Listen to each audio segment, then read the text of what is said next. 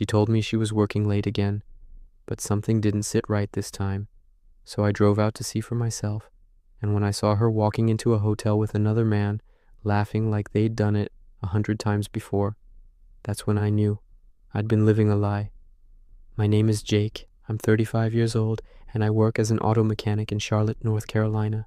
My girlfriend, Vanessa, was a corporate accountant, smart, beautiful, and always polished, like she walked straight out of a magazine. We'd been together for almost 4 years. She used to bring me lunch at the shop, sit on the workbench, and tease me for having grease on my hands. She said she liked simple men. I believed her. We built a life together, or at least I thought we did. We were saving for a house, talking about adopting a rescue dog, maybe starting a business someday. She said she loved how grounded I was, how I didn't chase flash or money. But looking back now, that was the first lie. It started small. Vanessa began working late. At first, I didn't question it. Tax season's busy for accountants. But then, it became every other night. She'd come home with perfect makeup, smelling like expensive cologne that wasn't mine. She was distant too, always glued to her phone, turning it over when I walked into the room. I'd ask, "Rough day?" And she'd just say, "You wouldn't understand, Jake." And maybe I didn't. But I knew something wasn't right. One night, she came home past midnight, hair messed up, saying her team had dinner with a client. I offered to warm up her food. She said she wasn't hungry. She went straight to the shower, humming.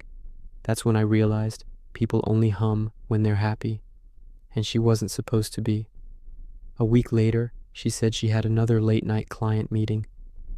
Something inside me, maybe pride, maybe instinct, told me to follow her. I waited a few minutes after she left, then got in my truck and drove downtown. Her office building was dark, but 2 blocks away, I saw her car parked outside the Hilton Garden Hotel. My stomach dropped. I parked a distance away and watched. 10 minutes later, Vanessa appeared, in a red coat I bought her for Christmas. But she wasn't alone. Walking beside her was Caleb, her co-worker, the same guy she always swore was just a friend. They were holding hands. Then they laughed, leaned in close, and walked through the sliding doors together. I didn't move, didn't breathe, didn't cry, just sat there, watching the truth unfold and realizing that the woman I loved had chosen a new life without telling me. I didn't confront her that night. Instead, I drove home and thought. The next morning, I went to work early and started fixing up the old '69 Mustang I'd been restoring for months. That car was my escape, my therapy.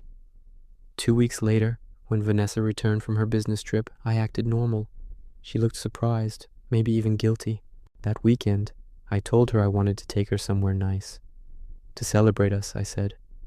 She smiled, that same fake smile I'd seen outside the hotel. I drove her downtown, parked near the Hilton, and handed her an envelope. Inside was a printed photo from the hotel security footage. Her and Caleb holding hands. Her face went white. I didn't yell. I didn't argue. I just said, "You were right, Vanessa. I'm too simple, too honest, too real for you. So go live your complicated life. I'm done being your backup plan." I left her standing there, in front of the same hotel where she betrayed me. That night, I slept better than I had in months. I sold the apartment, moved into a new place closer to the garage, and poured my energy into building my own business, Hill Performance Auto. 6 months later, I opened the doors officially, and the place has been thriving ever since. Vanessa tried reaching out a few times. I ignored her, but one day she showed up. Her new guy had left her. She said she missed my stability. I smiled and said, "Stability only matters to people who know how to stand still." Then I closed the door. Life has a way of humbling people who think they can't lose you. Never underestimate the power of walking away with dignity. Sometimes, revenge isn't about getting even, it's about getting better. Subscribe to SilkMirror for more real-life stories of heartbreak, betrayal, and transformation, where pain turns into power.